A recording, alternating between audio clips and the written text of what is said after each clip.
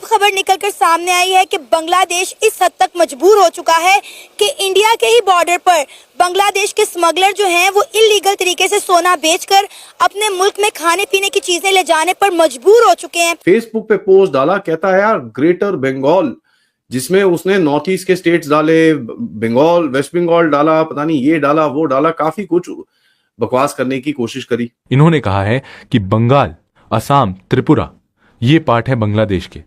इतना bizarre statement. और सबसे जो आयरॉनिक बात है ना दोस्तों, ये इन्होंने कहा है 16 दिसंबर को।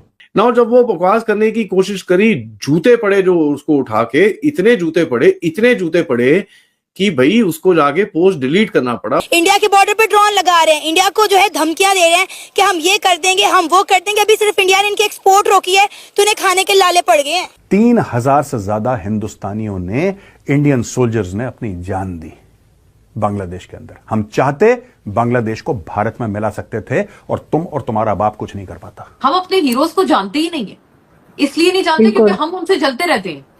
हमें उनसे जलने से ही फुर्सत नहीं है। क्योंकि हमारे जो बड़े थे, अगर वो बता दें कि 1971 में क्या हुआ है, तो अगर उसके बाद भी सारा कुछ करने के लिए तैयार है, तो फिर तो मुझे एज ए नेशन बड़ा अफसोस होगा और शर्म होगी अपने आप पर भी। और ये लोग जब मोदी साहब ने ट्वीट करा कि भाई it was a victory of India, ओ नहीं, it was not a victory of India, we beat Pakistan single handedly. अच्छा, आपके टैंक घुसे थे ना इधर उधर, आपके फाइटर एयरक्राफ्ट ने वहां पर रेड मारी थी ना। तुम्हारा मुल्क तुम्हें बना के एक थाल में सजा के दिया है, नाशुक्रे।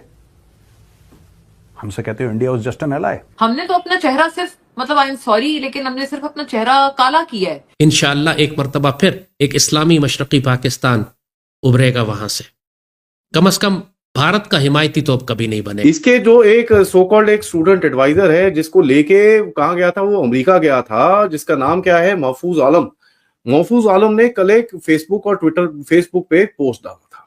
फेसबुक पे पोस्ट डाला, कहता है यार ग्रेटर बंगाल, जिसमें उसने नॉर्थ ईस्ट के स्टेट्स डाले, बंगाल, वेस्ट बंगाल डाला, पता नहीं ये डाला वो डाला, काफी कुछ बकवास करने की कोशिश करी। ना जब वो बकवास करने की कोशिश करी, जूते पड़े जो उसको उठा के, इतने जूते पड़े कि भाई उसको जाके पोस्ट डिलीट करना पड़ा। और यहां तक कि बांग्लादेश की बंगला मीडिया ने अपने आप ही ये उठा के बोला कि साहब, इसका जो एडवाइजर है महफूज आलम को ये पोस्ट पहले तो डाला और उसके बाद उसको डिलीट करना पड़ा।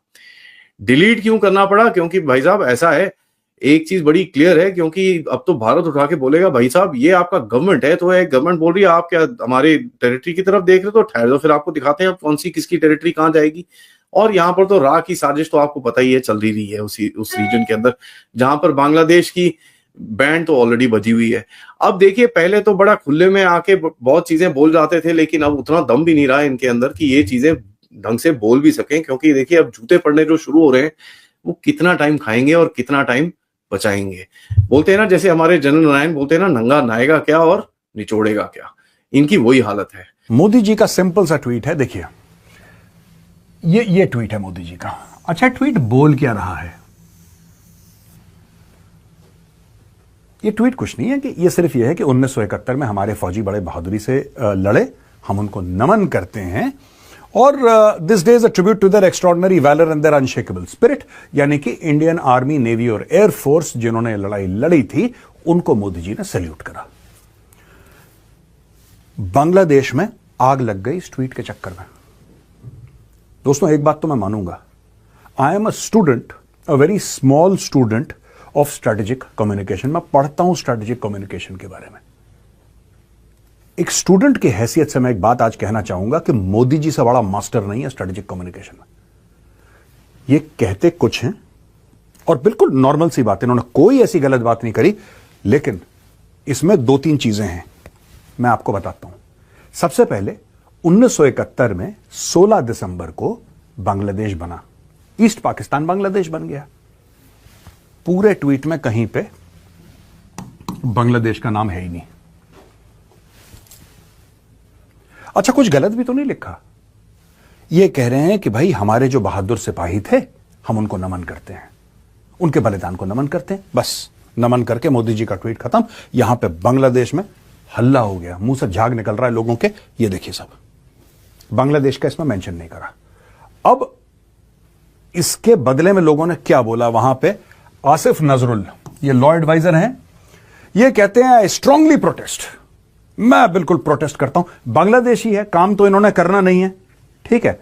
अब जब ये फंसते हैं तो काम करना है हमने इनके लिए, इनको सिर्फ प्रोटेस्ट करना। देखो सबका है आई स्ट्रांगली प्रोटेस्ट, ठीक है। तूने प्रोटेस्ट कर दिया भाई। It was the day of Bangladesh victory, India was an ally in this victory, nothing more. India was an ally. मैं चाहता हूं आसिफ नजरुल, ये तो देखो ये 1966 का पैदा है ना शायद, ये आसिफ नजरुल, ठीक है जी। ये बच्चे हैं, ये हसनत अब्दुल्ला और इशाक हुसैन, इशराक जो भी इसका नाम है, दीज आर किड्स। तो मैं इन पे बाद में आऊंगा। ये उस समय 5 साल का था जब लड़ाई हुई थी। तो आसिफ नजरुल, तुम अपने बाप से पूछो, जो सफेद बाल सफेद दाढ़ी वाले हैं ना बुजुर्ग, उनसे पूछना कि जब तुम्हें ऑपरेशन सर्चलाइट के तहत तुम्हारे लोगों को काटा जा रहा था, कौन आया था तुम्हारी जान बचाने के लिए?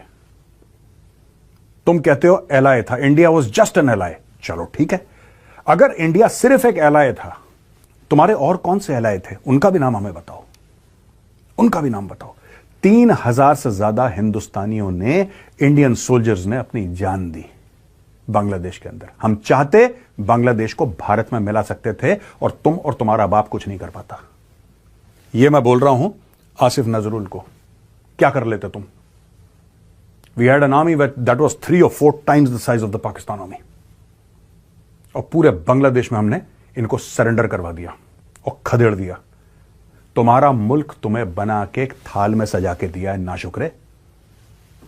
हमसे कहते हो India was just N ally. चलो कोई बात नहीं। अब ये देखो, ये कह रहा है हसनत अब्दुल्ला, ये बांग्लादेश का लिबरेशन वॉर था, ये बांग्लादेश के इंडिपेंडेंस के लिए लड़ा गया। But Modi has claimed that it was solely India's war and achievement. In doing so, they have completely ignored the existence of Bangladesh. Again, playing the victim card. ये पैलेस्टीनियंस के भाई हैं। Every time play the victim card कि हम victim हैं। मोदी जी अगर अपनी फौज की तारीफ कर रहे हैं, जो कि बेसिकली तुम्हें करनी चाहिए थी, बिकॉज इंडिया क्रिएटेड बांग्लादेश, ठीक है। We created Bangladesh, the Indian armed forces created Bangladesh.